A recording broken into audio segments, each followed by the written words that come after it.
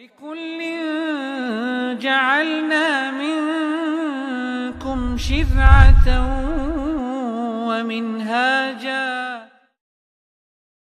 إن الحمد لله نحمده ونستعينه ونستغفره ونتوب إليه ونعوذ بالله من شرور أنفسنا ومن سيئات أعمالنا من يهده الله فلا مضل له ومن يضلل فلا هادي له وأشهد أن لا إله إلا الله وحده لا شريك له وأشهد أن محمدا عبد الله ورسوله صلوات الله وسلامه عليه وعلى آله وصحابته أجمعين أما بعد فإن أصدق الحديث كلام الله وخير الهدي هدي محمد صلى الله عليه وسلم وإن شر الأمور محدثاتها وكل محدثة بدعة وكل بدعة ضلالة وكل ضلالة في النار أجارني الله وإياكم وجميع المسلمين والمؤمنين من النار.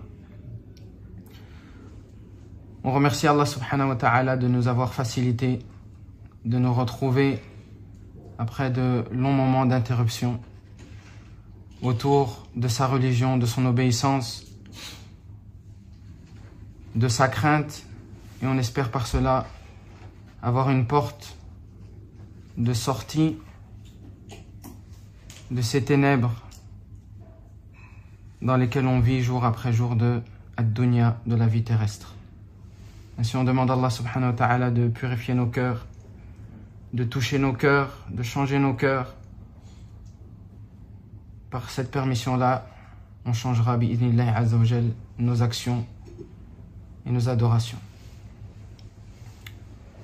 Pour le commencement, le prophète sallallahu alayhi wa sallam il dit: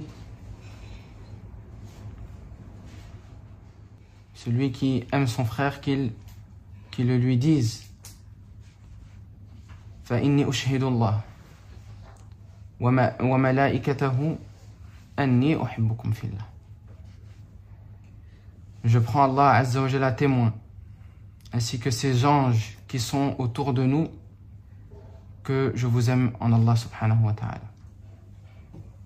Et on espère par cet amour qu'Allah azza wa jalla, le créateur des cieux et de la terre, nous aime en retour. Le cours qu'on a choisi aujourd'hui et les semaines à venir, c'est un cours capital, mais dont beaucoup de personnes sont devenues insouciants par rapport à cette science. Souvent, les questions que moi je reçois, c'est toujours: est-ce que ça c'est permis? Est-ce que ça c'est interdit? Comment il faut faire ça? Comment il ne faut pas faire ça? Ça c'est presque tout. J'ai jamais reçu une question: Moussa, comment je dois purifier mon cœur? Moussa, je sens que mon cœur il est faible par rapport au rappel d'Allah. Comment je fais pour le purifier? Comment je fais pour pas tomber dans un cœur qui ne réfléchit plus? Jamais on m'a posé cette question. Alors que comme on va le voir bi'idhnillah aujourd'hui et dans les autres cours, Inch'Allah, si Allah nous prête vie jusqu'à là, la base de toute chose, ici-bas comme dans l'au-delà, elle est reliée au cœur et à sa pureté. Et on verra Ibn al-Qayyim rahimahullah qu'est-ce qu'il dit par rapport au cœur, à savoir que le cœur et la science du cœur et ce qui l'attendrit, ce qui le rend dur, ce qui le rend malade, ça c'est une science qui doit passer avant la science des al-jawari, la science des actions. C'est pour ça qu'un parmi mes enseignants, il nous interrogeait: qui d'entre vous a lu des livres sur le cœur?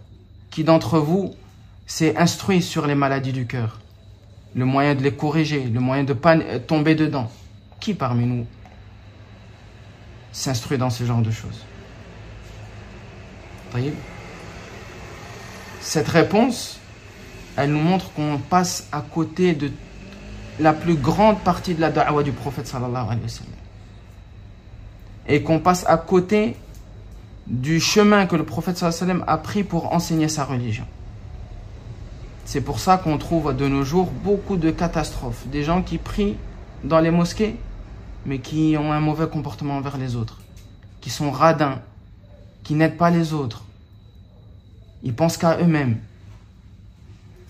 des mauvaises paroles. Tout ça, ça vient de quoi? Parce qu'on s'est basé sur a'mal al-jawarih, les actions des membres. Alors que la base qui rectifie toute chose, c'est l'action du cœur. Et ça, on va voir ça, bi'idhnillah azza wa jal. Aujourd'hui, je ne pense pas qu'on va entrer dans le livre aujourd'hui. Tayyib. Donc ça, c'était une muqaddima pour introduire l'importance de ce qu'on va étudier. Et pourquoi les gens, une deuxième cause, pourquoi les gens ils délaissent cette science-là? Parce que c'est pas une science que lorsqu'une personne elle va parler avec une autre personne, ça va montrer sa science, ça va montrer sa connaissance. Non. Ça c'est quelque chose qui est caché. C'est quelque chose entre lui et son Seigneur Tabaraka wa Ta'ala. D'où la douceur de cette science. Parce que celui qui sait ce qui se passe dans ton cœur et qui connaît ta connaissance du cœur, c'est Allah subhanahu wa ta'ala.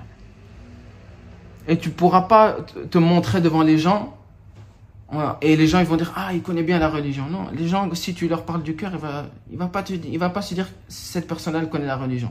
Par contre, si tu lui dis, quand il pose une question « Oui, ça, le cheikh, il a dit c'est halal » ou bien « Ça, c'est haram, le prophète, il a dit ça ». Là, il va dire « Ah, il connaît ».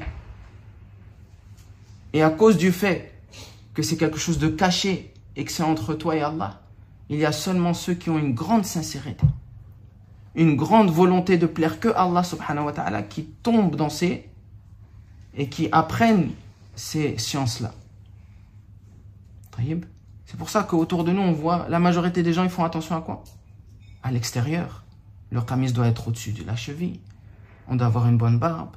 On doit avoir ceci. On ne dit pas que c'est pas important. Walakin, ils ont mis l'accent le plus important sur tout ce qu'on voit, l'extérieur. Et parfois, l'extérieur, il cache à l'intérieur al-kharab, une destruction totale. Il est vide. Vide de spiritualité, vide de proximité avec Allah, vide de volonté de plaire à Allah subhanahu wa ta'ala. Mais quand tu le vois, on dirait que c'est le plus pieux des personnes. Et ça, c'est un grand piège de shaitan. Donc la science qu'on va étudier, c'est peut-être pas une science qui va vous élever aux yeux des gens, mais elle vous élève aux yeux d'Allah. Et ça, c'est le regard d'Allah, la pensée d'Allah sur vous, c'est la chose la plus importante. Il ne faut pas regarder, est-ce que ça va m'élever aux yeux des gens? Est-ce que je vais pouvoir montrer que je connais? Non, ça, on s'en fout complètement. Notre focus, notre volonté, c'est qu'est-ce qu'Allah il pense de moi? Qu'est-ce que je vais montrer à Allah? Qu'est-ce qu'Allah il voit dans mon cœur? Qu'est-ce qu'Allah il connaît de moi? Ça, c'est ce qui est important. Ça, c'est la chose principale avec laquelle on va rencontrer Allah Azza wa Jal. Voyez? Ça, pour moi, c'est une introduction qui est capitale. Et aujourd'hui, je sais que c'est un cours, mais j'aimerais que vous m'écoutiez, mais pas avec vos oreilles aujourd'hui. C'est vraiment pas aujourd'hui, je veux pas que ce soit un cours. Je veux que ce soit un rappel, une atmosphère de remise en question, une atmosphère de conseil, dans le bien, entre nous, entre frères, pour se rapprocher d'Allah Azza wa Jal. Et qui sait, peut-être l'un d'entre nous, il va sortir de ce cours-là et qu'Allah Azza wa Jal aura décrété qu'il reprenne son âme. Donc écoutez-moi aujourd'hui avec vos cœurs, pas avec vos oreilles. Anna, aujourd'hui, je m'adresse à vos cœurs, pas avec vos oreilles. Je ne vous m'adresse pas à vos oreilles ni à vos cerveaux. Ce que je vise pour vous et pour moi, c'est de transformer nos cœurs. Et on demande à Allah subhanahu wa ta'ala, Qayyum as-samawati wal ard, qui transforme nos cœurs jusqu'à ce qu'on le rencontre. Taïb. Pour commencer cette introduction, et aujourd'hui ce sera juste une introduction au livre, j'ai envie qu'on revienne à notre raison d'être sur Terre. Comment on est arrivé ici? Qu'est-ce qui fait qu'on est ici? Revenir à la base, à la source. Qu'est-ce qu'on fait sur Terre? Alors que Adam alayhi salam et Iblis, ils étaient min al-jinn wal-ins, et ils étaient où avant de descendre sur terre? Ils étaient au paradis. Qu'est-ce qui a fait que Adam et Iblis ils sont descendus sur terre?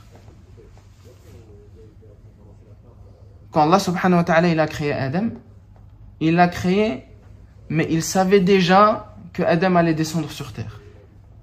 Pourtant, il l'a placé au paradis. Ce qui a cassé leur présence au paradis, c'est quoi? C'est une question. C'est la désobéissance. L'un, c'est le kibr, l'arrogance, et l'autre, c'est une désobéissance. Il a mangé de l'arbre. Donc, ce qui a coupé leur vie dans l'au-delà, c'est la désobéissance. Mais c'est pas tout. Ça veut dire que chaque être humain, sa base, sa maison de base, sa demeure de base, c'est le paradis. Donc quand Allah subhanahu wa ta'ala il a placé ces créatures sur terre, c'est afin qu'ils regagnent leur place qu'ils avaient initialement au paradis.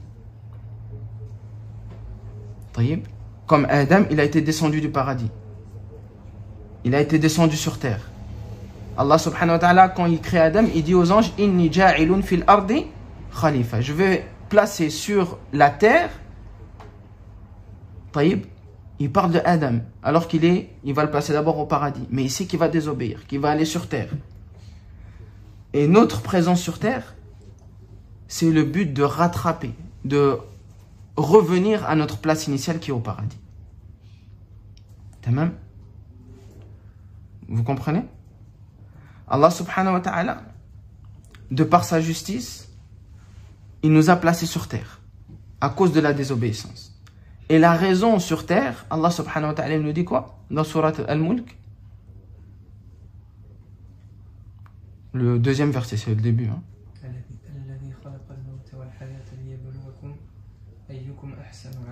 Alladhi khalaqa al-maut wal-hayat, c'est lui qui a créé la vie et la mort. Ce qu'on vit aujourd'hui. Tu vis, tu vas mourir. La mahala, il n'y a pas d'issue. C'est des choses sur lesquelles il y a des certitudes. Et aujourd'hui, on veut parler à la certitude, on ne veut pas parler au doute. Tu vis, alhamdoulilah, mais sache que tu vas mourir à la mahala. Donc il faut savoir qu'est-ce que tu dois faire dans ce laps de temps qu'Allah il t'a donné. Pourquoi tu es là? Pourquoi tu vis? Pourquoi tu vas mourir? Alladhi khalaqa al-mawta wal-hayat liyabluwakum, afin de vous éprouver. Pour savoir est-ce que vous méritez votre paradis, votre place initiale, ou vous la méritez pas. Tayyib. Liyabluwakum ayyukum ahsanu amala. Et ça parle de ce qu'on va voir aujourd'hui. Pour vous tester afin de savoir qui d'entre vous est le meilleur en action. Ahsanu amala. Les mufassirun nous ont dit quoi? Akhlasuhu. La première chose, c'est celui qui est le plus sincère. La sincérité, elle se trouve où? Dans le cœur. Au plus le cœur il est pur, il est saint, il est rattaché à Allah, au plus la sincérité elle sera élevée, elle sera forte. Au moins il est pur, au moins il est rattaché à Allah, au moins il y aura de sincérité dans ce cœur. Donc, tu as raison d'être ici, ton laps de temps, tu dois le préoccuper, la première chose. Akhlasuhu, le cœur qui est le plus sincère. Ça veut dire que tu dois travailler dans ce cœur pour qu'il soit sincère. Tu dois lui accorder une grande importance à ce cœur. Tous les jours, lui accorder une importance. Comme on accorde une importance tous les jours, on va apprendre le Coran, on va apprendre le hadith. C'est vrai ou pas? Quand on parle de la science, on se dit on va apprendre un hadith, on va apprendre le Coran, on va apprendre le fiqh. Mais qui d'entre nous se dit je vais apprendre la science du cœur, la science de purification de cœur? Qui d'entre nous se dit ça? Alors que la première chose pour laquelle tu es ici, c'est ça. C'est purifier ton cœur. Et ensuite, aswabuhu. Après que ce cœur il a été purifié, on regarde celui qui est le plus en accord dans ses actions avec ce que le prophète il est venu. Donc toute notre vie, elle se résume à ça. Qui d'entre nous, il va être le plus sincère vis-à-vis d'Allah et qui va faire suivre cette sincérité, ce cœur pur, par des actions propres, saines. Ça c'est le Maïdan, c'est tout notre test, il se résume à ça. Donc celui qui a un minimum de raison, est-ce qu'il va passer à côté de la première chose sur laquelle il doit faire attention? Soual. Alors pourquoi on passe à côté de ça? Pourquoi on s'attache aux détails? Les petites choses. On est fort dans ça. Des petits détails. On est là, on cherche, et ce savant-là, et celui, et des détails. Et la personne, dans le cœur, elle est vide. Son attachement auprès d'Allah Azzawajal, il est faible. Son obéissance, elle est lourde à cause de la faiblesse de son cœur. Vous voyez là, le changement d'importance qu'on a donné à la religion d'Allah. C'est pour ça que la majorité des gens, ils se sentent pas bien, ils sont déprimés, ils sont vides. Mais là, le vide, il est parce que toi, tu as pris le mauvais chemin. Le prophète sallallahu alayhi wa sallam, il nous a laissé sur un chemin qui est bayda, il est blanc. Mais nous, on s'attache à des choses extérieures. On donne l'importance à des choses qui doivent passer secondement, qui doivent être secondaires. Taïb. Wa alaykoum salam wa rahmatullah. Vous êtes d'accord avec moi ou pas? Donc aujourd'hui, la première chose qu'on va prendre comme décision, c'est de changer ça. Vis-à-vis de nous-mêmes. Au lieu de faire attention trop dans le détail de la religion,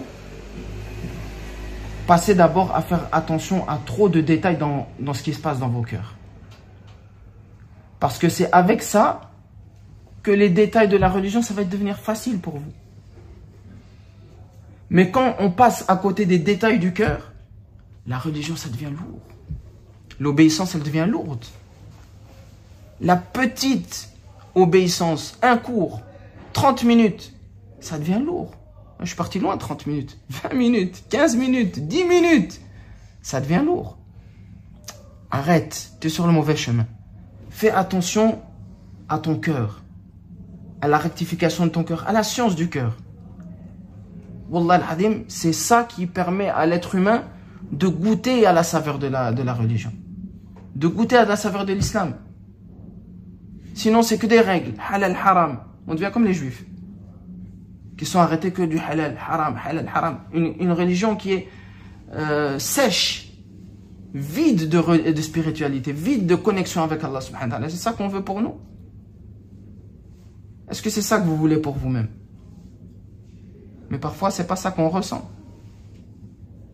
Du coup, les sarah, on est entre nous. J'ai dit, c'est pas un cours. Je veux vraiment qu'on se pose les bonnes questions, je pose des questions. C'est pas ça qu'on ressent parfois. Que la religion est sèche, dure. Qu'on ressent pas vraiment de ce cœur qui vibre, ce cœur qui est rattaché à Allah, la facilité d'obéir. C'est vrai ou pas? Taïb. Alors, revenons à l'essentiel. Je dis pas qu'il faut délaisser les autres sciences. Non. Mais on commence par ce qui est essentiel pour se diriger plus facilement vers ce qui est après. Taïb. El-Mohim, pourquoi je suis parti jusque-là? Donc, Adam, il est descendu sur terre. Il devait retourner à sa place. Et chacun d'entre nous, comme le prophète sallallahu alayhi wa sallam nous a dit, chacun d'entre nous, Allah Azza wa Jalla lui a assigné sa place au paradis de base. Mais comme il est sur terre, il a aussi sa place en enfer. Donc chacun d'entre nous, il a sa place qui est au paradis et sa place qui est en enfer. Et il entre dans sa place, soit au paradis, soit en enfer, avec ce qu'on a dit. Alladhi khalaqa al-mawta wal-hayat liyabluwakum. Qui d'entre nous est le meilleur dans la purification de son cœur? et qui est le meilleur d'entre nous dans le fait d'agir sincèrement pour Allah? Ça, c'est une grande question. Si vous voulez vous concurrencer, arrêtez de vous concurrencer. Lui, il a une belle voiture, lui, il a une maison, lui, il a un travail, son travail, c'est 2000 €, moi, je veux 2500. C'est des choses qui sont qui sont ridicules. Se concurrencer dans ça. Vraiment? C'est ça qui va nous aider le jour qu'on va mourir? Hey, moi j'ai gagné 1500, toi t'as gagné 4000 €. Quand on va être placé dans la terre, on s'en fout complètement que tu as gagné 4000 € ou moi 1500. Par contre, quand je vois quelqu'un qui est plus assidu dans la religion que moi, là non. Là, moi j'ai envie le tanafus avec lui. J'ai dit non, lui il se rapproche plus d'Allah que moi. Non, moi je veux me rapprocher plus que lui. Comme Allah subhanahu wa ta'ala, il nous dit que c'est dans ça qu'il faut at-tanafus, se concurrencer. Tout le reste, c'est du vent. Qu'on comprenne bien les réalités de la vie. Il y a une réalité, c'est que tu vis et que tu vas mourir. Il y a une deuxième réalité, c'est que sur terre, tu vis soit pour ta place au paradis, soit pour ta place en enfer. Tout le reste, c'est du vent. Qu'on comprenne bien ça, Wallah al-Hadim, c'est la réalité. Tout le reste, c'est du vent. Allah Azza wa Jal, quand il parle, il dit فَمَنْ زُحْزِعَ عَنِ النَّارِ, celui qui est écarté de l'enfer, وَأُدْخَلَ الْجَنَّةِ, et celui qu'on fera rentrer au paradis, c'est lui qui aura réussi. Il ne nous a pas parlé des voitures, il ne nous a pas parlé des femmes, il ne nous a pas parlé des enfants, non. Celui qui est écarté de l'enfer et qui est rentré au paradis, lui, il a réussi. Vous êtes d'accord avec moi ou pas? Est-ce que ça ne mérite pas qu'on fasse plus attention à ce qu'on fait sur terre? À ce qu'on va présenter à Allah subhanahu wa ta'ala?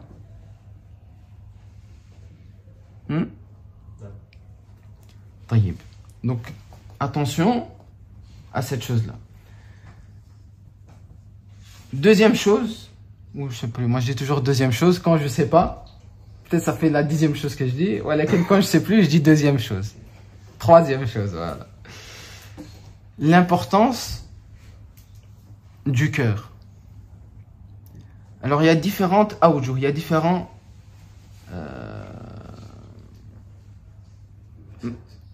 facettes de cette importance-là. La première, c'est que c'est l'endroit où Allah subhanahu wa ta'ala, il regarde. Chez toi, l'endroit qu'Allah azza wa jalla, il regarde, c'est ton cœur. Comme Allah subhanahu, le prophète sallallahu alayhi wa sallam dit, Inna Allah la yanzuru ila suwarikum wa amwalikum, walakin yanzuru ila qulubikum wa a'malikum. Allah ne regarde pas vos apparences, ni vos biens. T'es riche, t'es pauvre, Allah il s'en fout. T'es beau, t'es moche, Allah il s'en fout. Taïb. Walakin, ce qu'il regarde chez vous, il regarde vos cœurs. Est-ce que ton cœur il est pur? Est-ce qu'il est sincère? Est-ce qu'il n'y a pas, vous connaissez ça, le hasad, l'envie, la jalousie envers les autres? Subhanallah, pourquoi? Surtout ici, dans cette ville, subhanallah al-hadim, les gens ils ont été éprouvés par ça. Ils voient quelqu'un qui joue bien au football, le lendemain tu vas voir cette personne, il va se casser le pied. C'est une manière de parler, walakin, tellement ils ont la haine. Pourquoi moi je ne sais pas jouer au foot comme ça? J'ai envie qu'il ne sait pas jouer. Quelqu'un il a une belle voiture, il vend du shit. Subhanallah. Pourquoi ces pensées mauvaises? Et c'est pas parce qu'il pense ça, c'est juste parce qu'il a la haine que la personne elle a une belle voiture. Quelqu'un il a acheté une maison, il a fait crédit, c'est sûr. Qu'est-ce que tu sais qu'il a fait crédit? Pourquoi tu juges la personne? La jalousie, la haine. Pourquoi tu veux que les autres ils sont pas meilleurs que toi? Tout ça c'est des maladies du cœur. Au-delà du fait que tu désobéis à Allah dans ta sphère privée, devant les gens, que tu as difficile à obéir à Allah subhanahu wa ta'ala, c'est comme si tu lèves une montagne. Tout ça c'est les maladies du cœur. Et on sait qu'Allah subhanahu wa ta'ala, lorsqu'il nous regarde, c'est pas tous nos corps là, le cinéma qu'on fait devant les gens. C'est le cœur qui regarde. Donc ton cinéma là que tu es en train de faire devant les gens, il sert à quoi? Billahi alaykum, il sert à quoi? Il sert à rien. Ça sert à rien de montrer aux gens, ah, je suis bien, je suis gentil, je suis pieux. Wallah al-alim, ça sert à rien. Si dans ton cœur, ça reflète pas tout ce que tu montres, ça sert à rien. Wallah, ça sert à rien. Tu es en train de te fatiguer pour rien. Le jour du jugement, si tu n'es pas sincère, Allah Azza wa Jalla dit, il va prendre tes actions, haba'an manthura, il va les détruire, et ce sera comme de la poussière. Taïb. Première chose, Allah Azza wa Jalla regarde ton cœur. C'est la seule chose qu'il regarde chez toi. Et puis tes actions que tu vas faire avec ce cœur qui a été purifié. Même dans le hadith, vous voyez que le prophète sallallahu alayhi wa sallam, il commence par quoi? Il commence par les actions. Le fiqh. Allez, on agit, on fait halal, haram. Non. Yanzuru ila qulubikum. C'est ça la première chose. Il regarde vos cœurs d'abord. Et après, on regarde qu'est-ce que tu fais avec tes actions. Une autre question. Lorsque vous sortez dehors, devant les gens, vous avez un habit, il est rempli de saleté. La boue, ta nièce, elle est venue, elle a colorié ton camis. Ouais, mais c'est un vêtement qui est ruineux. Tu vas aimer sortir devant les gens comme ça? Pourquoi? En toute sincérité, c'est parce que on va être mal vu. Les gens.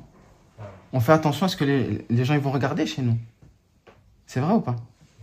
Pourquoi on s'en fout de ce qu'Allah il regarde? Allah il voit des saletés, des catastrophes dans nos cœurs. Rien à cirer. Mais quand il faut sortir avec un camis blanc, là on est bien, on le repasse, il est propre, on met du parfum. Pourquoi on fait ça pour les gens? Et on ne porte pas une plus grande importance pour ce qu'Allah y voit? Ah, c'est là le mahal. C'est là l'endroit où on voit la sincérité d'une personne. C'est là. C'est pas nos habits là, comme le prophète sallallahu alayhi wa sallam dit. C'est pour ça qu'au temps des compagnons, le prophète sallallahu alayhi wa sallam, il a dit à une personne, un compagnon, qui venait chaque prière, il était saoul. Et il demandait pardon, il était dégoûté. Il était saoul, hein. Vous savez c'est quoi saoul? Ah, il était skran. Il venait chaque prière, il était skran, devant le prophète sallallahu alayhi wa sallam. Et il demandait pardon. Et le lendemain, il revient, il demande pardon. Et le lendemain, il revient, il demande pardon. À un moment, Omar, il a dit, il est en train de faire la sur nous, lui. Il dit, laisse-moi, je veux couper la tête de cet hypocrite. Parce que ce qui est apparent, c'est qu'il est en train de faire là. Le prophète, sallallahu alayhi wa sallam, il dit, da'ahu, laisse-le. Fa'innahu yuhibbullah wa rasulahu. Parce que cette personne-là, elle aime Allah et son prophète. Et Allah, le prophète sallallahu alayhi wa sallam, il a pas dit ça à beaucoup de compagnons. Affirmer la foi de la personne. Affirmer qu'il aime vraiment Allah et son prophète. Il n'y a pas beaucoup de compagnons qui ont eu cette annonce-là. Mais un skran, il l'a eu. Enfin, astaghfirullah, mais un compagnon qui venait souvent sous, il a eu de la part du prophète sallallahu alayhi wa sallam cette annonce-là. C'est à cause de quoi ça? C'est à cause de... parce qu'il buvait beaucoup? Non. C'est à cause du cœur qu'il avait. Quand il buvait, il revenait tout le temps, il était dégoûté. Il était pas bien, il était en miettes. Taïb. Alors que d'autres, peut-être, ils font des actions. Et ils se vantent. Moi, je suis meilleur que lui. Lui, il fume du shit, moi, je vais à la mosquée. Lui, il boit de l'alcool, moi, je vais à la mosquée. Moi, je suis quelqu'un. L'action qui amène le kibr. Ce qui a fait sortir Iblis du paradis, c'est ça que ça amène en toi. Tu es sur le mauvais chemin, Khel Karim. Tu es sur le mauvais chemin. Donc il faut faire attention à ne pas être trompé par nos apparences. Parce qu'Allah subhanahu wa ta'ala, qu'est-ce qu'il regarde? Il regarde nos cœurs. Est-ce qu'on n'aimerait pas qu'Allah subhanahu wa ta'ala, quand il regarde ce qu'on a dans la poitrine, qu'il voit au moins qu'on essaye de le purifier? Chaque jour, on essaie de le laver, de laver, de laver, de laver. Et ça demande de l'effort ou pas? Quand bon, je parle pas avec les machines à laver de maintenant, mais à l'époque, quand vous aviez un vêtement qui était sale, etc., tu dois gratter pour que ça parte. Ça demande de l'effort, ça fatigue. Eh ben, il faut se fatiguer. On n'est pas ici pour se reposer. Si tu cherches le repos, tu vas le retrouver, Inch'Allah, quand tu vas mourir. T'inquiète pas. Travaille ici et tu retrouveras le repos le jour du jugement, voilà, quand tu vas mourir. La deuxième facette de l'importance des cœurs,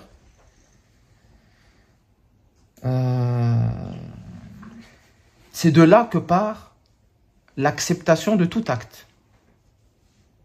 Tu veux que ton acte il soit accepté auprès d'Allah, et tu dois faire attention de l'endroit où ce que ça part. L'endroit de base qui fait que ton acte il est accepté, qu'Allah il dit ok j'accepte ton acte, c'est le cœur.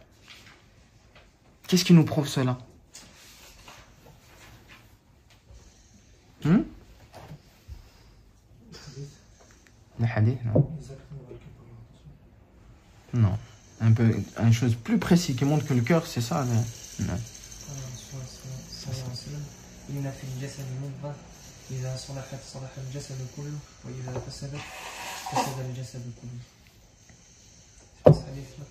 Et il manque une partie, la fin. C'est Malik al-Araba. T'as dit quoi? Rajoute. Donc le prophète Sassim il dit, il y a certes dans notre corps un morceau de chair. Il parle du cœur. Si le cœur il est bon, les actions qui vont venir de cette personne, elles seront bonnes. Et si le cœur il est mauvais, les actions qui vont venir de cette personne-là, elles seront mauvaises. C'est-à-dire tes paroles, tes actions que tu vas faire, comment tu vas te comporter avec les gens. On sait voir à travers cela comment ton cœur il est. On sait voir. Quand tu es dans une catastrophe qui t'arrive, comment tu vas réagir? Est-ce que tu vas commencer à crier? Hein? Certains, quand ils sont sur le point de faire un accident, il y a une catastrophe qui arrive. Qu'est-ce qu'il fait? Il crie. Pourquoi tu cries, Harry? Ouah! C'est ça, à quoi de crier comme ça? Peut-être tu vas dire Allahu Akbar, Subhanallah. Ça va montrer que dans ton cœur, Allah il est présent. Pourquoi tu cries? C'est-à-dire que dans ton cœur, Allah subhanahu wa ta'ala, il n'a pas une grande présence. Une si grande présence que ça. Et c'est dans la catastrophe qu'on voit la vraie foi. Parce qu'après la catastrophe, quand c'est fini, tu t'es calmé, tu dis Alhamdulillah. Mais non, ça c'est fini. Là, ça compte plus. Comme le prophète sallallahu il est passé devant une femme, elle avait perdu quelqu'un. La femme, elle était là, se déchirait les vêtements. Elle crie. Après, le prophète sallallahu dit Isbiri ya amatallah. Patiente. Elle dit laisse-moi. T'as pas été touché parce que j'ai été touché. Puis il est parti. Après, il y a des gens qui ont vu la scène et disent mais t'es pas normal, tu parles au prophète, tu le dis comme ça, laisse-moi et tout. Tu cries comme une folle. Après, elle vient, elle dit non, le prophète, elle vient s'excuser. Après, il dit non. Innama as-sabr 'inda as-sadmati al-ula. La patience, la vraie foi, elle se voit où? Au moment où la catastrophe, elle te touche directement. C'est lorsqu'on voit la patience. Pas après, tu as eu le temps de te calmer, tu as eu le temps de boire du coca. Après, tu dis, alhamdulillah, j'ai patienté. Qu'est-ce que tu as patienté? Allah yadik. طيب. Le cœur, c'est également, comme Allah subhanahu wa ta'ala dit, c'est l'endroit où réside la piété d'une personne.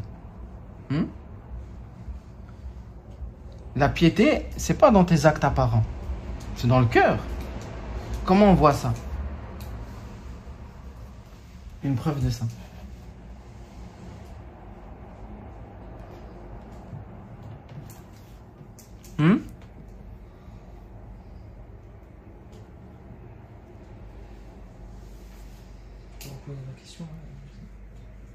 Donc, at-taqwa,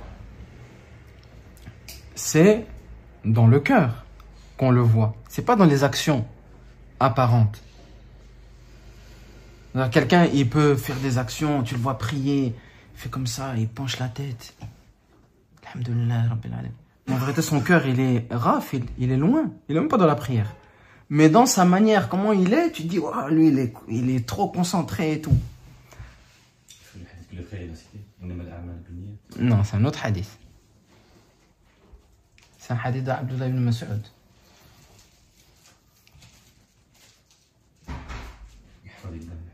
Non. C'est où ton truc, toi? Tu ne prends pas note? Je suis en PDF. Il y a personne qui a un hadith qui parle de la taqwa, que c'est dans le cœur et tout.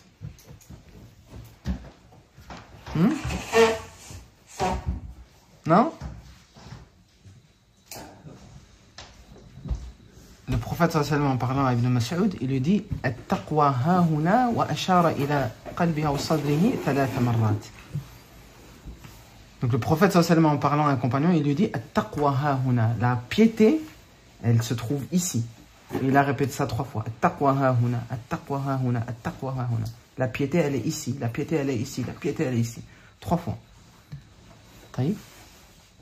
Donc la piété, elle se trouve dans le cœur. C'est pour ça que Omar radiallahu anhu, un jour, il a vu une personne qui priait. Et comme je vous dis, elle priait comme ça en penchant la tête et tout ça. Quand il a fini la prière, il dit Ya Abdallah. Il dit oh serviteur d'Allah, c'est pas ça la taqwa, de pencher la tête et tout ça. Il dit la taqwa, ça se trouve dans le cœur. Ma waqara fil qalb, ce qui s'est imprégné dans le cœur. Wa saddaqahu al-amal. Et que les actions ont rendu véridique, ça veut dire qu'il agit aussi. C'est pas en faisant juste des gestes et montrant ah nanana. Non, ça c'est du vent. Si ça n'a pas été suivi du cœur. Et Allah Azza wa Jalla, en plus de cela, il dit innama yataqabbalu Allah minal muttaqin. Allah, il n'accepte des actions que des gens qui sont pieux. C'est-à-dire si tu n'as pas de taqwa, si tu n'as pas de piété dans le cœur, est-ce qu'Allah il accepte de toi? Tu fais des actions dans le vent. Subhanallah, le cœur et ses sciences, ils sont trop importantes. En fait, parfois, on va agir comme le prophète sallallahu alayhi wa sallam dit. Peut-être il y a une personne qui prie et il va voir de sa prière que la moitié. Ou bien le quart. Ou bien parfois, il va rien avoir. Tout ça, c'est à cause de quoi? La piété, elle se trouve là. T'as même? Non, ça c'était le combien? Deuxième. Toi, tu m'as suivi vraiment pas. Troisième point, l'importance du cœur. Ok, maintenant c'est le 4e. Et ça, on le sait tous. Walakin, sa pureté est synonyme d'entrer au paradis. Son impureté est synonyme d'être sous la menace de l'enfer. La pureté du cœur, elle est synonyme, ça veut dire que si ton cœur il est pur, Allah il te dit tu vas rentrer au paradis. Si ton cœur il est sale, tu es sous la menace de l'enfer. Qui d'entre vous il veut être sous la menace de l'enfer? Qu'est-ce qui vous fait peur dans l'enfer? Pourquoi vous ne voulez pas rentrer en enfer? C'est pas ça. Pas qu'est-ce qui vous fait peur. Allez, pourquoi vous ne voulez pas rentrer en enfer? Pour pas être châtié. Ça, je pense que on va tous s'accorder sur ça. Hein? Déjà, si on va, on a une plaque chaude à la maison et qu'on veut mettre notre main dessus, je sais pas qui va tenir même une seconde. Une plaque bien chaude. Donc, on n'a pas trop envie de rentrer dans un truc qui va nous faire bouillir tous nos entrailles, qui va nous... Ouais. Ça, c'est un premier point. Mais moi, c'est quelque chose de plus que ça. C'est pas ça qui me... Ça va être pour toujours.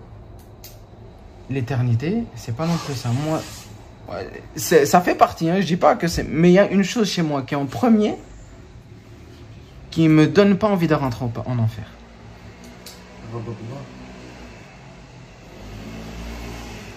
Après, il faut pas regarder qu'est-ce que moi ça me... Qu'est-ce que chez moi c'est le premier. Je demande à vous, à chacun, de réfléchir. La honte devant Allah. La honte, c'est... Tu veux dire devant Allah ou bien devant les créatures? Devant Allah, parce qu'on n'a pas été un bon serviteur, on a été un envers lui. Ah, ça pour moi c'est une réponse plus que ça. Je veux dire, vraiment, subhanallah, ajib. C'est profond, qu'est-ce que tu as dit? Wallah al-adim, je rigole pas. de se dire qu'Allah Azza wa Jal, tu vois, c'est la honte. Tu viens devant le Créateur qui t'a tout donné, qui t'a tout accordé, et il n'est pas satisfait de toi. Il est en colère contre toi. C'est honteux. Alors qu'il t'a donné tous les clés, tous les moyens pour rentrer dans sa satisfaction. Allah, t'as raison. C'est pas ça que je cherche. Ça rentre, mais c'est deuxième quand même. Non. Le fait qu'Allah va couper tout contact avec les gens de l'enfer, qui va leur dire qu'ils ne pourront plus derrière Allah. Subhanallah. Ça repasse deuxième. Ça c'est troisième maintenant. Allah Azza wa Jal, il ne va plus vous parler. Il va plus, ça veut dire vous adressez plus la parole à Allah Azza wa Jal. Les gens de l'enfer, ils ne parlent pas à Allah. Alors Allah Azza wa Jal leur dira, aujourd'hui, vous ne me parlez plus.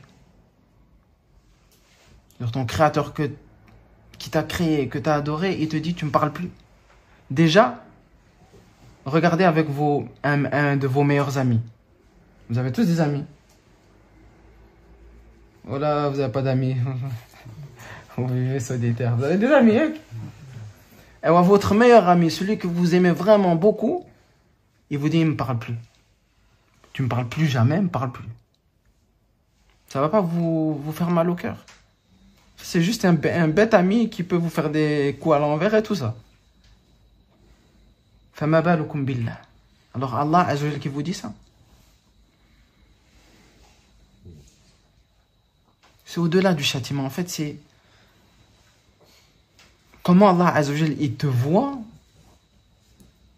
C'est pour ça que les gens de l'enfer, j'ai pas envie de faire partie de ces gens-là. Comment Allah Azza wa Jal, il voit les gens de l'enfer.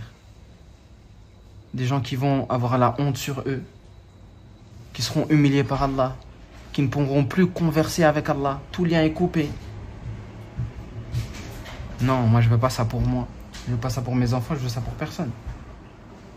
Même les gens qui ne sont pas musulmans, que je vois tous les jours, Wallah, je veux pas ça pour eux. Wallah, mais je veux pas ça pour eux. Salam. On est toujours à la recherche de la chose principale.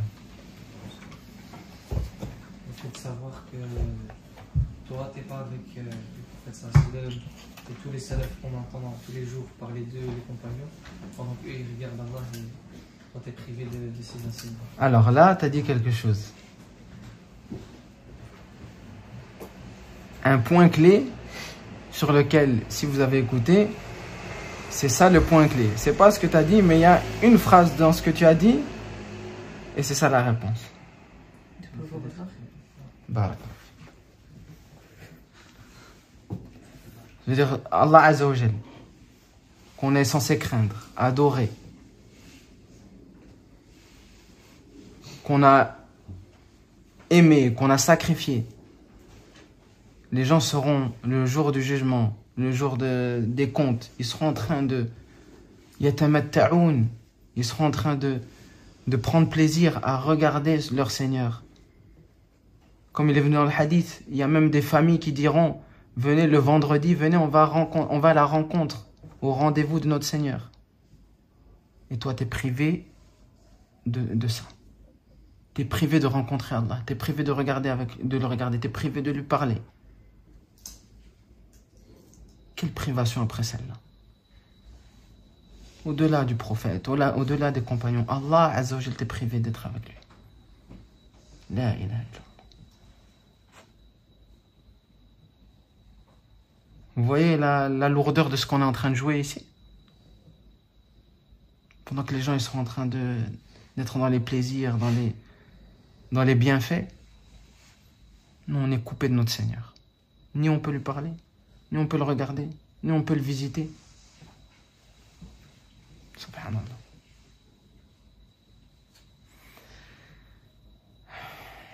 Allah Azza wa Jal dit Yawma la yanfa'u malun wala banun. Le jour du jugement, ni les biens, ni les enfants, ils seront utiles pour vous. Seulement ce qui sera utile, c'est celui qui viendra à Allah avec un cœur qui est pur, qui est saint. C'est-à-dire celui qui vient avec Allah, devant Allah avec un cœur qui est catastrophique, rempli de péchés, rempli d'innovation, rempli de mensonges, de haine, celui-là, il est sous la menace de l'enfer. Qu'Allah nous en prenne. Non. Et le dernier point, je pense que chacun d'entre nous ici sur Terre, on veut être heureux quand même.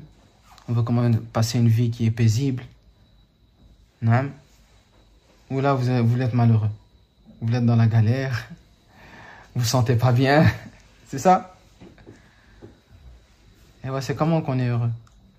C'est avec l'argent, avec les biens? Si c'était ça, je ne comprendrais pas pourquoi il y a des millionnaires qui se suicident. Ils ont tout. Des maisons, des voitures, ouais, qui ne se suicident. Ça montre que c'est pas trop ça qui amène là. Hein? Comment on dit, d'être heureux. Par exemple, quelqu'un qui a des biens, vous avez beaucoup de biens, etc. Mais il y a des moments où dans le cœur, en vous-même, vous ne vous sentez pas bien, vide à l'intérieur. Est-ce qu'à ce moment-là, vous échangerez pas ce petit argent par le fait d'avoir un cœur qui est tranquille, bien apaisé, le cœur, vous vous sentez bien à l'intérieur? Wallah, je jurerai par Allah, que la plus grande des fitnas, le plus grand des troubles, c'est de se sentir à l'intérieur vide. À l'intérieur pas bien. Ah, mais l'argent, si t'as pas, ça c'est quelque chose de matériel, tu ressens pas à l'intérieur. Le plus grand mal que tu peux ressentir, la plus grande chose qui amène l'homme à la détresse, c'est à l'intérieur, il se sent pas bien. C'est vrai ou c'est pas vrai? Je vous pose la question, la vérité, franchement. Quand vous avez été dans des moments où vous n'avez pas d'argent, et comparez ça à des moments où vous ne vous sentez pas bien, vous êtes vide, sans but. C'est quoi le plus pire, le sentiment le pire? Faut pas me dire parce que je vous pose la question, vous savez que je veux que vous répondez ça. Hein? Je vous pose la question. Athman, c'est quoi? La perte de sensation entre avoir plein de biens ou alors se ressentir vide. Se ressentir vide. Tu as déjà ressenti des moments où tu es vide comme ça, tu te sens pas bien? Ouais. C'est difficile quand même de supporter ça. C'est horrible. Imran. Toi aussi, il y a des moments où tu te sens pas bien. Tu fais des bêtises, tu sais pas pourquoi tu fais des bêtises. C'est vrai ou pas? Et que tu n'arrives pas à t'en sortir. Si on te donne 20 €, tu changes, tu t'aimerais plus les 20 € ou bien que tu arrives à être tranquille, contrôlé, tu sais pas faire ces bêtises-là. C'est mieux, non? Ou bien tu prends les 20 € quand même? Non, hein? Chacun, je pense que chacun pour soi, il sait comment ça brûle à l'intérieur quand on est vide. Et comment on prouve que la félicité et le bien, ils se retrouvent dans ça?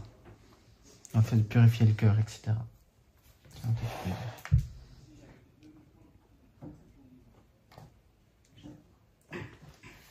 Ça va. Je sais pas, c'est pas écrit en fait.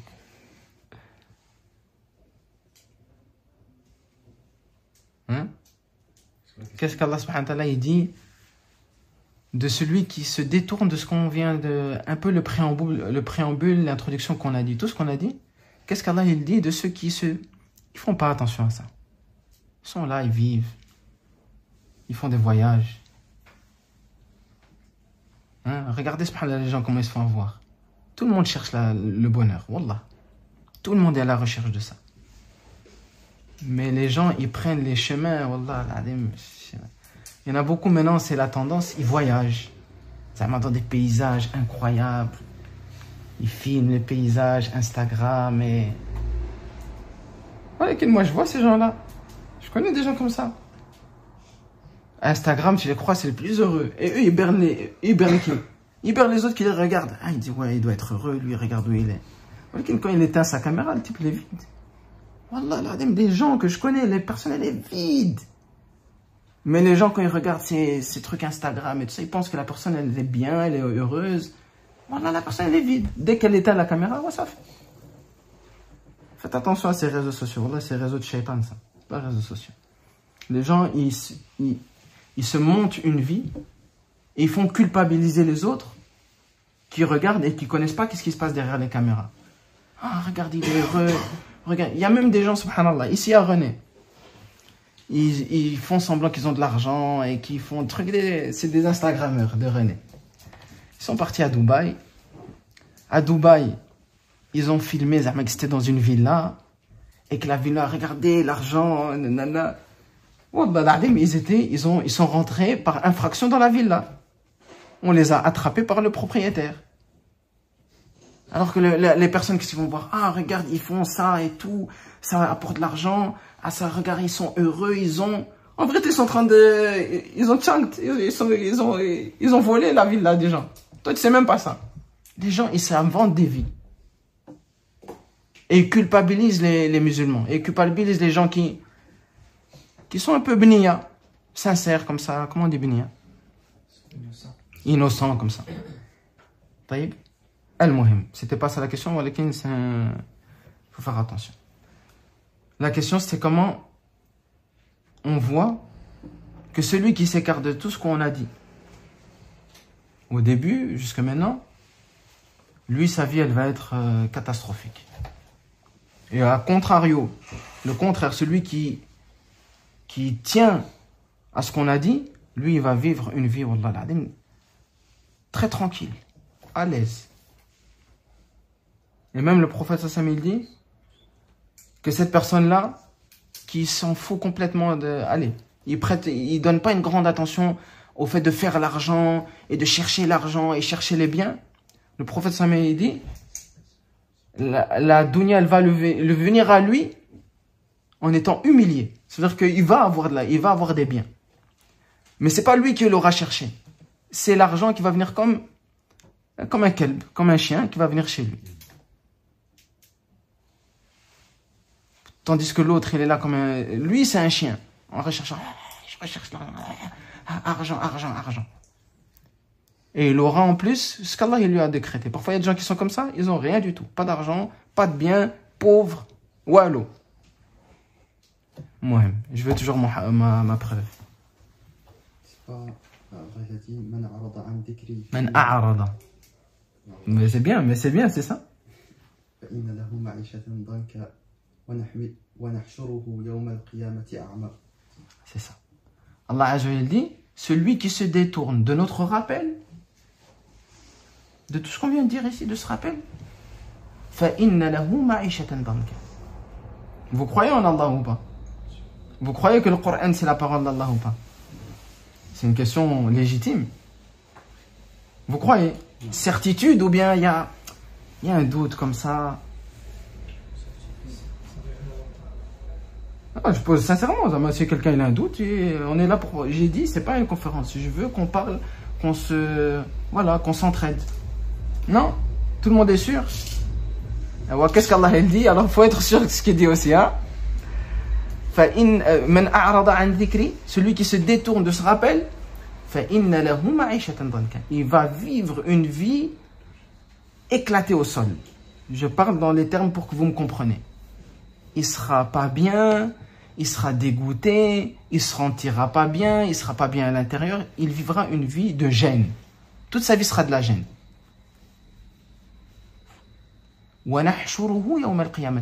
Donc ça c'est ici-bas. On a dit, celui qui veut vivre une vie de paix, heureux, il ne doit pas être comme ça. Si il se détourne, il va vivre une vie catastrophique. Il va vivre une vie catastrophique. Elle ne sera pas équilibrée, elle sera désordonnée, il sera toujours dans la gêne, dans les troubles, il ne sera pas bien, anxieux. Allez, une vie... Allah musta'an.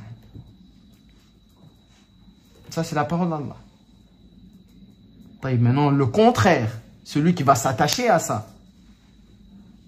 Comment on voit que celui qui s'attache à ça, lui, au contraire, va vivre une vie tranquille, paisible, comme si dans le paradis, il est en lui.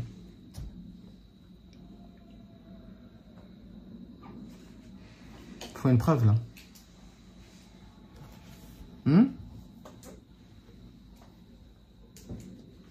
C'est pas tous les versets qui commencent avec Inna alladhina amanu Non, non, c'est un verset spécifique.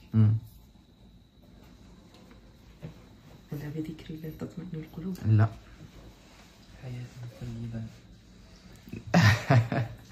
Cherchez, c'est bien de chercher. Non.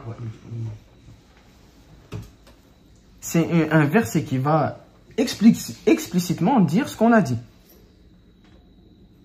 Comme l'autre, c'était explicite.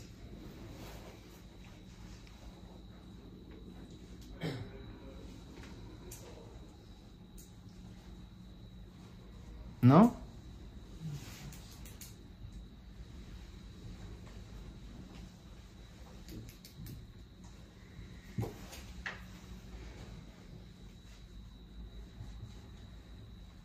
Je dis, parce que quand je regardais, je voyais qu'il y avait un malaise. Oh, il me regarde, il attend que je dise quelque chose.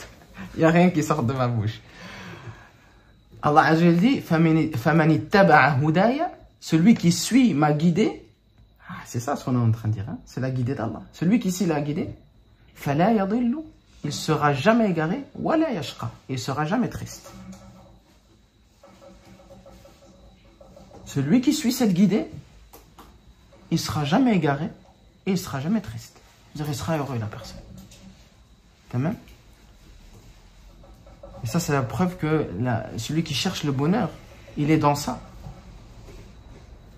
Et subhanallah, souvent, les gens, ils croient que quand tu reviens vers Allah, tu fais attention à ton cœur, ça veut dire que tu vas être une personne, tu ne vas pas vivre, tu vas rester dans cette pièce-là, tu sors pas, tu rigoles pas. Salam alaikum. Non, wallah. Celui qui fait attention aux étapes qu'on a dit aujourd'hui,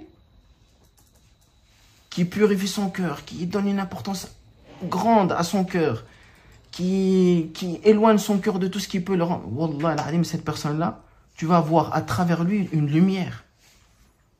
Tu vas voir à travers lui une gentillesse, une proximité. Même des gens qui sont loin, ils vont aimer être dans sa compagnie. Wallah. C'est pour ça que le prophète, même lui, les juifs, les chrétiens, même Quraysh, ils aimaient être dans sa compagnie. Si ce n'était pas l'orgueil qu'ils n'avaient pas accepté, ils aimaient l'écouter. À un moment, le prophète, il récite le Coran. Ils sont là derrière un mur, ils sont en train d'écouter. Ils aimaient. Les gens aimaient la compagnie du prophète. Est-ce que le prophète, son cœur, il était pur ou pas? C'est ça qui a fait que les gens ils aimaient sa proximité. C'est ça que le prophète il dit, Allah en parlant du prophète il dit que c'était quelqu'un qui était rahim, qui était miséricordieux pour tout le monde. Envers le juif, envers le chrétien, envers le musulman. Regardez le compagnon qui vient, il escrène pendant tout le temps, il le réprimande pas. Il lui dit pas, ouais, toi tu aïyak, va te cacher. Non, il est là toujours doux, à attirer les gens. Il va à Taïf, il appelle les gens à l'islam. Les gens de Taïf, ils font quoi? Ils disent, ouais, ils envoient les enfants, jetez-lui des pierres pour qu'il parte de cette contrée-là. Ils lui jettent des pierres pour le faire fuir. L'ange des montagnes, l'ange Jibril, il vient avec l'ange des montagnes. Il dit, Allah, il m'a envoyé avec cet ange-là pour te dire, si tu veux, on détruit, parce que Taïf, c'est entre deux montagnes. On détruit ces peuples-là en faisant tomber les deux montagnes sur eux. Tu dois juste dire, donner l'ordre, et l'ange des montagnes, il fait ça. Il dit non. Subhanallah, alors qu'on l'a fait saigner. On l'a rejeté comme quelqu'un, un paria, on appelle ça un paria. Bon, si vous ne comprenez pas le français, quelqu'un qu'on ne veut pas qu'il soit là. Tu vois, c'est humiliant. Par des enfants, les personnes les plus innocentes.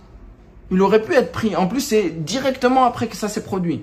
Il aurait pu avoir cette rage, dire allez, détruis-les, c'est bon. Je pense que si c'était nous, il ne serait plus là. Allah musta'an. Mais regardez ce cœur rahim envers les créatures. Il dit non, da'hum, laisse-les. J'espère qu'Allah Azza wa Jalla, il fasse sortir de leur descendance un peuple qui adore Allah. Et fi'lan, après eux, c'est une contrée qui a été une des meilleures contrées dans l'islam. Regardez la rahma du prophète sallallahu alayhi wa sallam. Le prophète sallallahu alayhi wa sallam, pendant qu'il priait, les gens y venaient, ils le tapaient. Jusqu'à ce que son sang, il coule. Et il ne rendait pas. En dessous du prophète sallallahu alayhi wa sallam, Abu Bakr radiallahu anhu. Un jour, le prophète sallallahu alayhi wa sallam, il priait, sallallahu alayhi wa sallam, il priait devant la Kaaba. Et Quraysh, qu'est-ce qu'ils font? Ils ramènent des excréments de chameaux et ils mettent sur son dos. Azakumullah. Et Abu Bakr, il vient, il voit ça. C'était beaucoup, lui, il est en prière. Et il voit sa petite fille, Fatima, elle vient pour enlever ces excréments-là. Ça l'a pris de la rage. Et il veut défendre le prophète sallallahu alayhi wa sallam. Et en voulant se mettre entre lui et les Quraysh, ils viennent et ils tabassent Abu Bakr. Et Abu Bakr, il essaie de défendre, il saigne, il est dans le sang, jusqu'à ce que même à cause de son sang, il tombe évanoui. Il tombe évanoui. Regardez, subhanallah, quand on disait la pureté du cœur. Le moment où il reprend conscience, il y avait sa famille qui était autour de lui. Et la première réaction qu'il a, il était évanoui. La première réaction qu'il a, est-ce que le prophète sallallahu alayhi wa sallam, il va bien?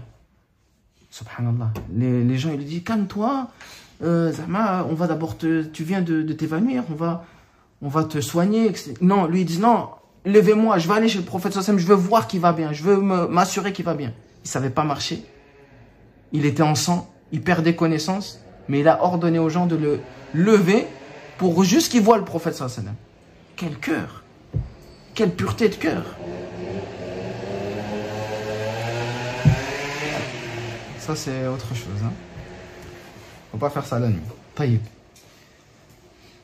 Donc, à la fin de tout ce préambule-là, on voit que le cœur, il vient en premier, en deuxième, en troisième, en quatrième. En premier, mais très loin devant tout. Mais quand je dis très loin, c'est très loin devant tout. Et j'avais dit qu'Ibn al-Qayyim, il avait cité une parole concernant ce qu'on avait dit au début. Et je vais la citer maintenant. Il dit, attendez que je cherche, فَمَعْرِفَةُ أَحْكَامِ الْقُلُوبِ. Certes, la connaissance de la situation des cœurs, aham, elle est plus importante, min ma'rifati ahkam al-jawarih. Elle est beaucoup plus importante que la connaissance des jugements des actions du corps. Hein? Est-ce que ça c'est halal? Est-ce que ça c'est haram? Est-ce que ça c'est permis? Est-ce que ça c'est pas permis? Est-ce que je peux faire ça? Est-ce que je peux pas faire ça? Avant ça, avant de te trouer la tête dans ça, il faut d'abord connaître les situations de ton cœur. La science qui régit tout ton cœur. Comme Ibn al-Qayyim dit ici, Ma'rifatu ahkam al-qulub, la connaissance des jugements du cœur, aham, elle est beaucoup plus importante, min ma'rifati ahkam al-jawarih. Elle est plus importante que la connaissance des jugements du corps.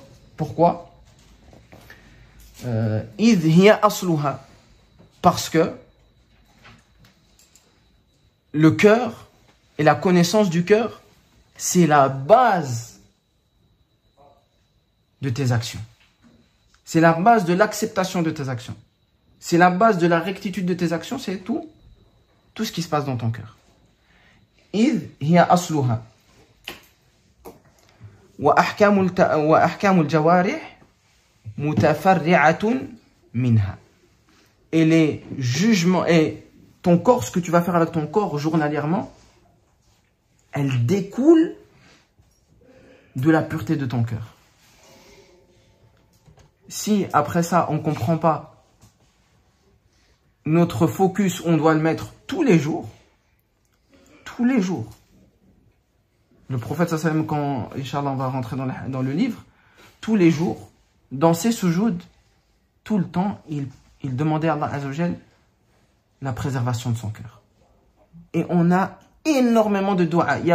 C'est presque la chose la plus répandue dans les doigts du prophète. Ou, dans différentes formes, il demande la préservation de son cœur. Alors que c'est le prophète. C'est le prophète d'Allah, la personne la plus pieuse, la plus proche d'Allah. Alors nous, qu'est-ce qu'on doit dire? Taïb. Naam. Et le dernier point, je ne sais pas de quelle heure.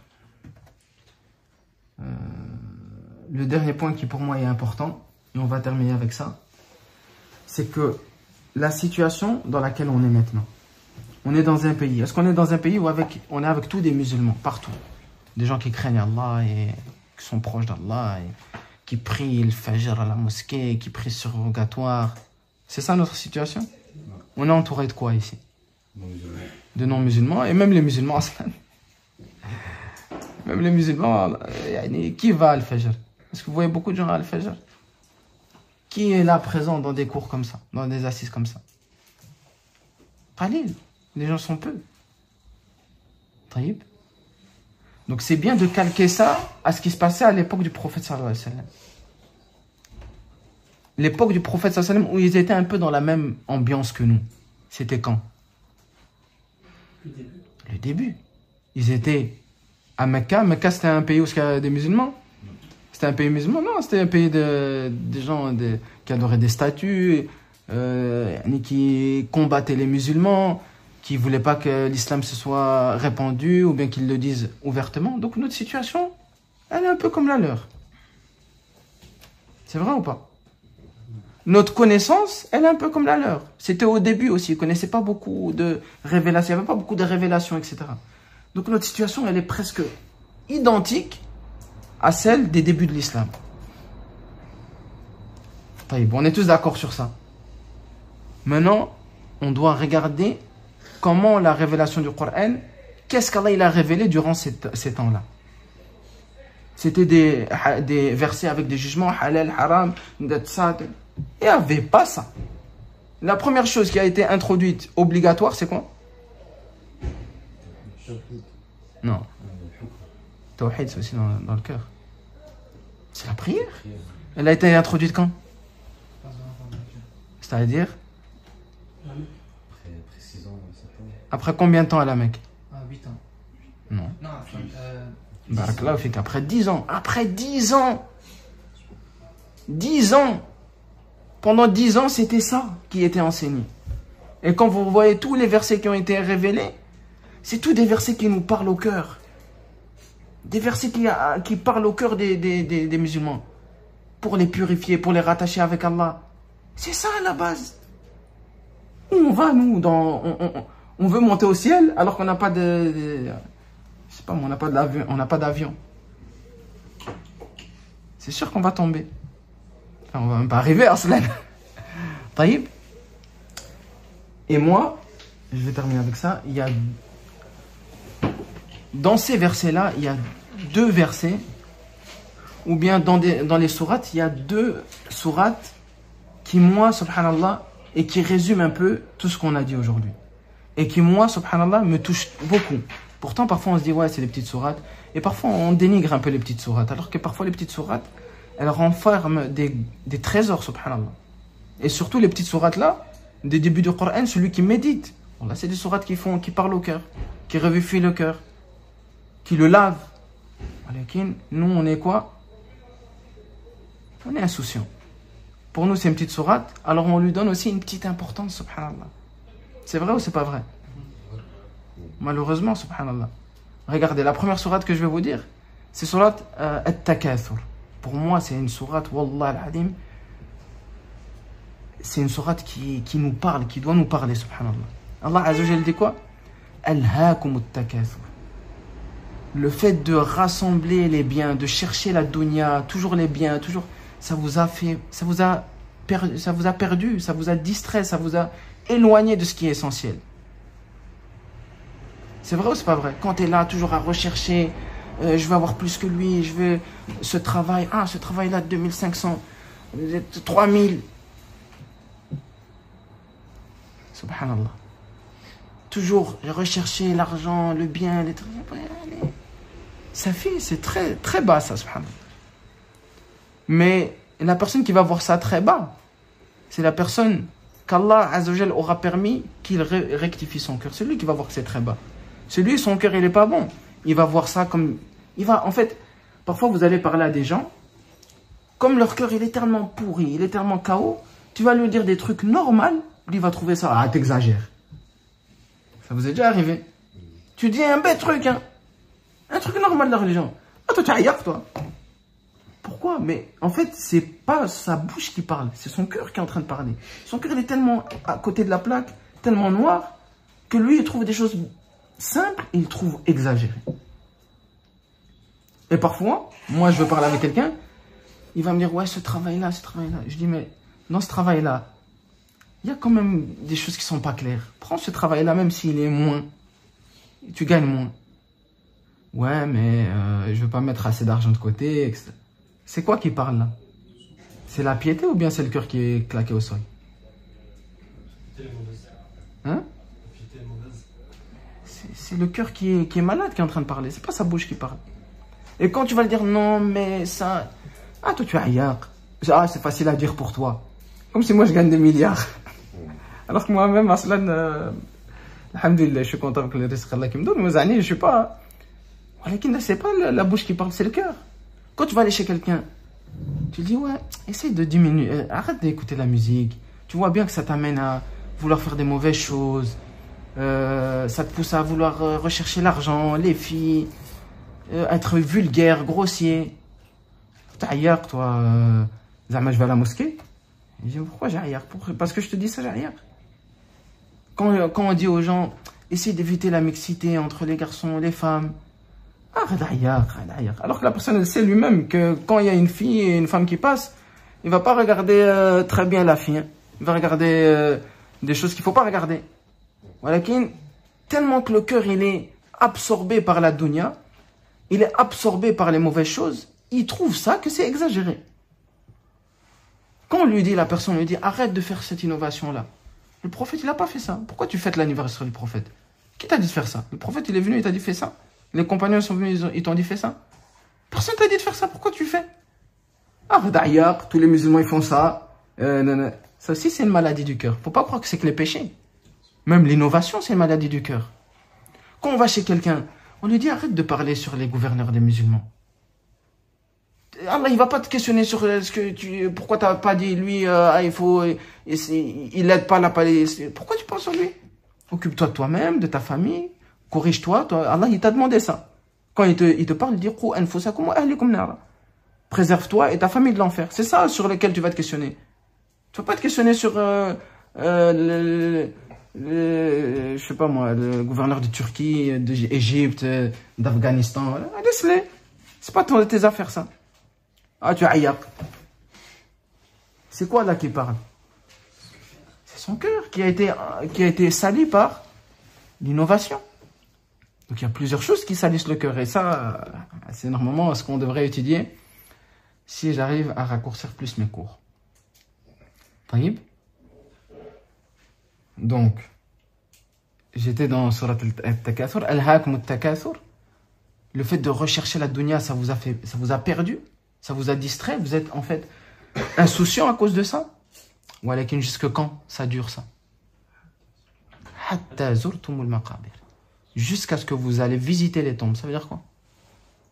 Le moment où tu meurs, tout...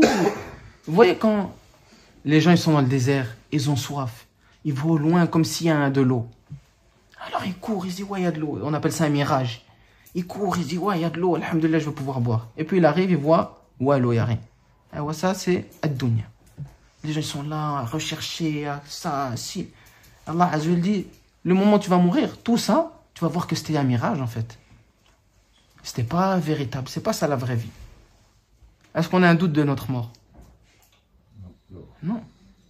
Je veux dire, sûr et certain, on va, un moment où on va arriver à voir la vérité. On va voir les anges qui viennent pour reprendre notre âme. C'est sûr, il n'y a pas d'issue dans cette situation. Regardez comment Allah subhanahu wa ta'ala, au début de l'islam, il parle aux compagnons. Hein? Ça s'adresse à leur cœur. Hatta zurtumul maqabir, kalla sawfa ta'lamun, thumma kalla sawfa ta'lamun. Certes, vous allez voir, vous allez connaître ces choses-là. Vous allez les voir, c'est sûr.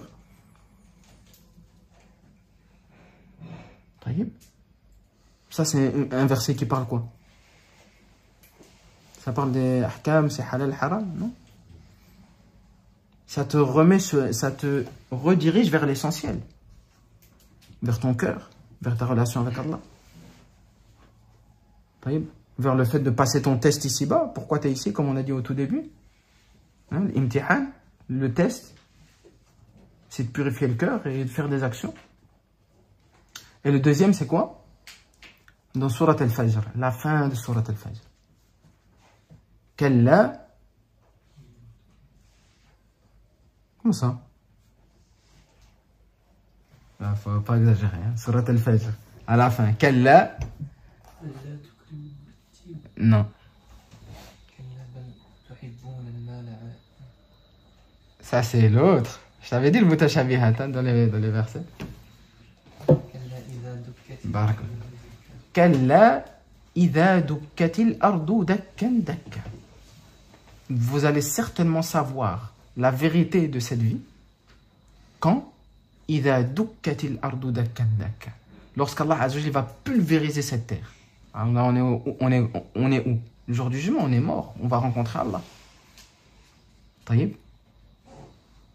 Et regardez, méditez avec moi cette fin de verset. Je termine avec ça, Inch'Allah. Kalla idha dukkatil ardu dakkan dakka. Le jour où Allah Azza wa Jalla va pulvériser cette terre. Là, vous allez savoir la véritable piété que vous aviez dans le cœur. La véritable sincérité que vous avez dans le cœur. وَجَاءَ الْمَلَكُ وَجَاءَ رَبُّكَ وَالْمَلَكُ صَفًّا صَفًّا لَا إِلَهَ إِلَّا اللَّهُ. Et que ce jour-là, votre Seigneur, il va venir sur la place de votre jugement. Et que vous verrez des anges, le malaïka, créature immense, vous verrez des anges qui viendront rangée par rangée. Wallah al-Adim, si on réfléchit, on s'imagine, Wallah, chacun d'entre nous, on va avoir peur de ce jour-là. Et on va faire plus attention à ce qui se passe dans notre cœur. Et Wallah. Imaginez-vous, on est tous là, de Adam jusqu'au dernier être humain. Tous sur la terre du jugement. Et d'un coup, vous voyez des anges qui viennent rangée par rangée. Au-dessus, Allah subhanahu wa ta'ala, il vient également. Il y a un voile qui sépare, mais tout le monde qui est sur cette place, ils savent que c'est Allah et les anges qui sont en train de venir. Est-ce qu'à ce moment-là, on n'est pas en train de trembler, on n'est pas en train d'avoir peur? On n'est pas en train de se repasser tout ce qu'on a fait sur terre. Purée, comment je vais rencontrer Allah? Le test, qu'est-ce qu'il va me dire? Est-ce que je vais rentrer au paradis? Là, si, subhanallah. La ilaha illallah. وَجَاءَ رَبُّكَ وَالْمَلَكُ صَفًّا صَفًّا. En plus, rajoute وَجِيءَ يَوْمَئِذٍ بِجَهَنَّمَ لَا إِلَهَ. Après que Allah Azza wa Jalla, les anges, ils arrivent, le malaïka, 70 000 anges, ils sont en train de tirer Jahannam, l'enfer. Et les gens, ils voient. Ah, subhanallah. Subhanallah, ya Rab. La ilaha illallah. Toi, tu es là, une petite créature faible, avec tes défauts, tes manquements, tes péchés. Tu vois tout ça qui se passe devant toi. Regardez la peur, comment les gens ils vont avoir peur. Même le prophète, quand il nous parle de cette situation, il nous dit que les gens ils vont avoir peur. Ils seront terrifiés. Des anges énormes qui arrivent en rangée, Allah Azza wa Jal qui arrive. On entend, comme dans Allah Azza wa Jal dit, qu'on entend Taghayyudan wa Zafir, on entend l'enfer, ces tremblements, il parle même, il crie. Il est là, il veut manger les créatures qui ont été malfaisantes. Et toi, tu es en train de voir ça, subhanallah. Tu ne sais pas dans quel camp tu seras. Waji'a yawma'idhin bi jahannam. Qu'est-ce qui se passe, comme j'ai dit, quand tu vois tout ça? Qu'est-ce qui va venir dans ton esprit? Tu vas te refaire le film de ta vie. Qu'est-ce que j'ai fait? Qu'est-ce que j'ai délaissé? Pourquoi j'ai pas fait plus? Pourquoi je me suis pas fatigué? Pourquoi j'ai pas fait des efforts? Tout ça, ça va passer dans ta tête. Et Allah Azza wa Jalla le dit dans le verset suivant. Waji'a yawma'idhin bi jahannam yawma'idhin yatadhakkaru al-insan. Ce jour-là, l'homme, il va se rappeler de tout ce qu'il a fait sur terre. Se remémorer, il va faire un film. Wa anna lahu dhikra. La ilaha illallah. Mais tout ça, ça ne lui sert à rien. Se rappeler de tout ce que tu n'as pas fait, de tout ce que tu as manqué. Wallah, ça ne te servira plus rien. Qudi al-amr. L'affaire, elle est close. C'est maintenant que tu peux réfléchir. C'est maintenant que tu peux te changer. C'est maintenant qu'Allah subhanahu wa ta'ala nous a permis d'être ici, de parler à nos cœurs, de rectifier nos cœurs, de rectifier notre relation avec Allah, notre relation entre nous, avec les musulmans. On voit les gens dehors. Qui d'entre nous ici, il est déjà parti chez quelqu'un qui fume, qui est dans les péchés, pour lui parler, pour lui tendre la main, pour l'amener, pour le sortir de là où il est. Parce que tu sais vers quoi il se dirige. Pourquoi on n'a pas de cœur pour les autres? On n'a pas de cœur pour nous-mêmes, ni pour les autres.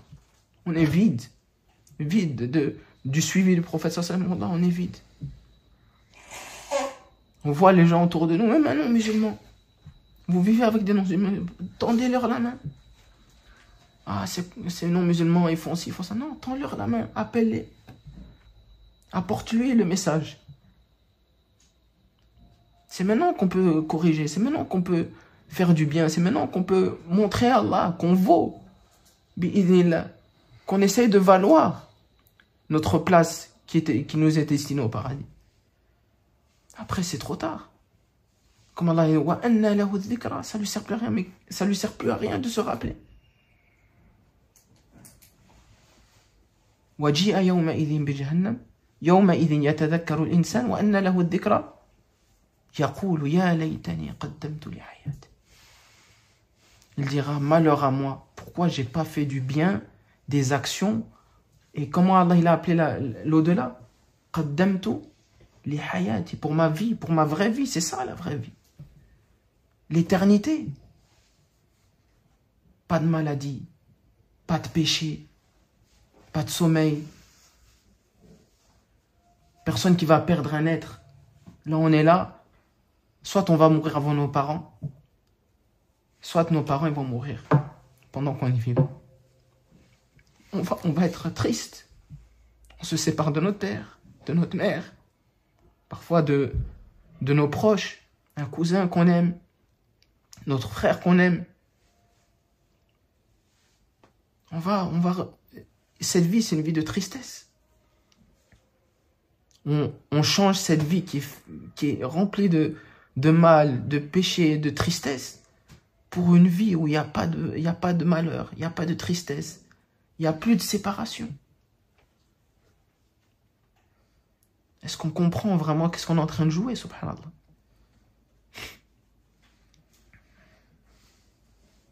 C'est quoi la suite?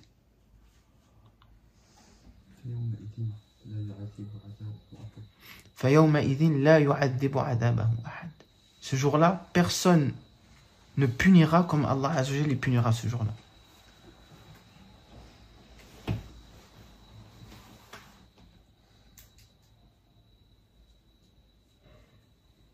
Allah Azza wa Jalla, quand il nous parle de ce moment-là, il parle à ton cœur, ya Abdallah.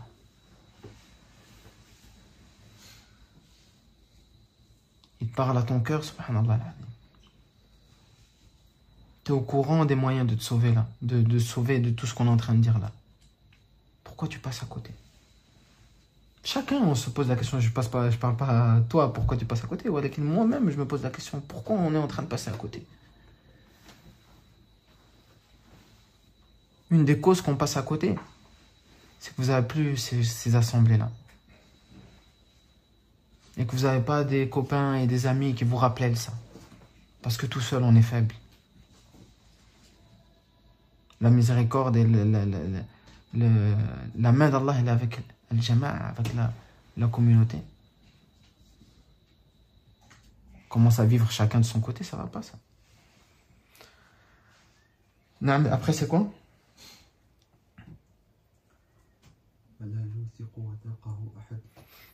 Non. Et les chaînes qu'Allah Azza wa Jalla fera porter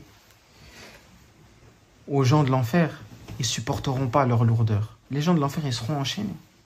Les pieds et les mains enchaînés. Jetés par leur face, sur leur tête, leur visage dans l'enfer. La ilaha illallah. Tout ça, c'est pour faire peur.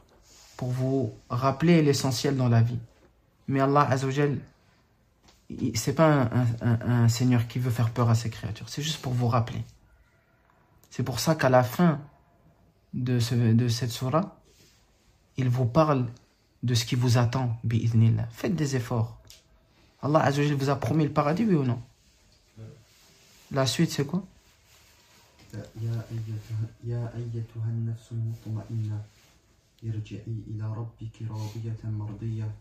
Ô âme qui est apaisée. Ah, l'âme apaisée, elle vient d'où? Elle vient du cœur qui a été purifié. Ah, ça revient toujours à ce qu'on dit.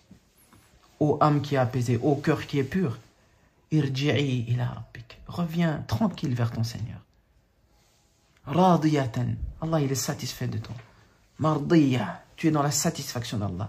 Tu n'as plus rien à avoir peur. Tu n'as plus de tristesse. Viens, on t'accueille avec plaisir. Udkhuli fi ibadi wadkhuli jannati. Rentre parmi mes serviteurs et rentre dans mon paradis. Taïb, ça c'est les deux versets ou bien les versets parmi les versets qui ont été descendus au début de l'islam qui nous montrent l'importance du cœur et l'importance que le prophète sallallahu alayhi wa sallam au début et Allah avant lui ils ont donné à la rectification, la purification, la préservation du cœur.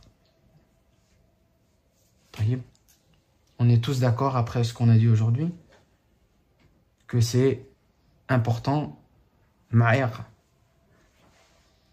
Oui ou non?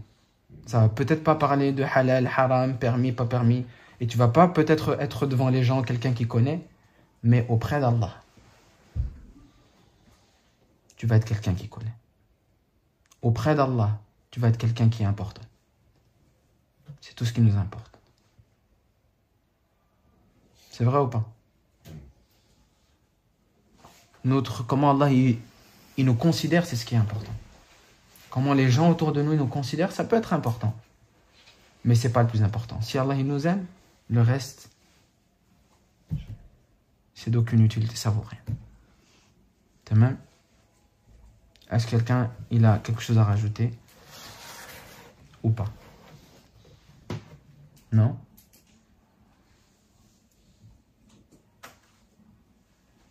Rien? Sûr? Vous êtes d'accord avec moi, avec ce qu'on a vu aujourd'hui? C'est trop important. Vous êtes aussi d'accord avec moi que on voit qu'on est passé à côté de quelque chose d'essentiel dans nos vies? Ouais ou non? Et je suis le premier responsable de ça. Parce que moi, quand je vous donne cours, je ne vous ai jamais donné des cours comme ça. C'est vrai ou pas? Donc je suis le premier responsable. Et je demande à Allah subhanahu wa ta'ala de pardonner nos manquements. De pardonner nos faiblesses. Et de nous élever auprès de lui. De nous élever par son adoration, par notre sincérité, par notre piété, par notre pureté de cœur. Et je demande aussi à Allah subhanahu wa ta'ala d'enlever tout ce qui est maladie du cœur, parmi la jalousie, la haine, l'envie, que Allah Azza wa Jalla remplace cela dans nos cœurs par le fait de vouloir le bien pour tout le monde.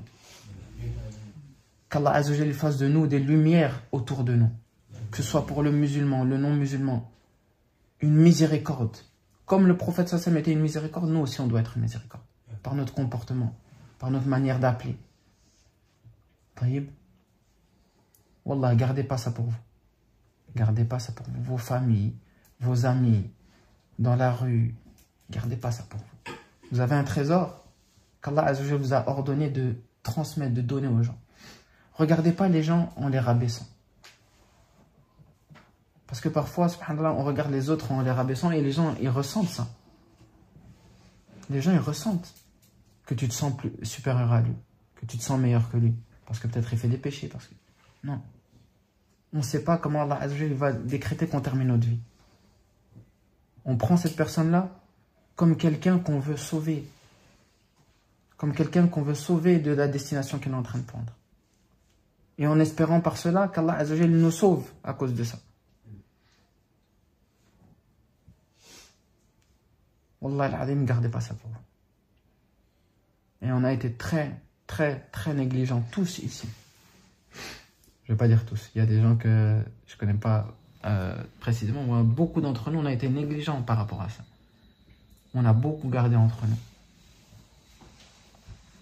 Alors que quand on voit les autres personnes, on va parler beaucoup de choses mondaines. Le travail, le football. Mais le trésor que tu as, c'est pas le travail, le football. Le trésor que tu dois lui apporter, c'est la sunna. C'est la proximité avec Allah. C'est ça le trésor que tu lui apportes. Le reste, tout le monde peut parler de football et de ping-pong et je sais pas, d'autres choses. Allah Azza wa Jalla t'a donné un trésor. Il t'a permis de connaître la sunna. Et moi, je vous dis que vous avez un trésor. Parce que nous, vous pouvez demander à Zakaria, moi je vis à Tanger, je vois le mal, même des certains musulmans. Allah, il vous a préservé très beaucoup ici à René. Wallah, là. Avec des gens qui sont, en tout cas quand ils sont religieux, souvent c'est des gens qui te veulent le bien, qui te veulent que tu réussisses, que tu rentres dans la sunna, que tu rentres dans le suivi du prophète sallallahu alayhi wa sallam. C'est ce que je connais des gens ici, des frères. Mais autre part, beaucoup, c'est pas comme ça. Donc je sais que vous vous rendez pas compte, mais wallah, je vous le dis, vous êtes dans un grand bienfait.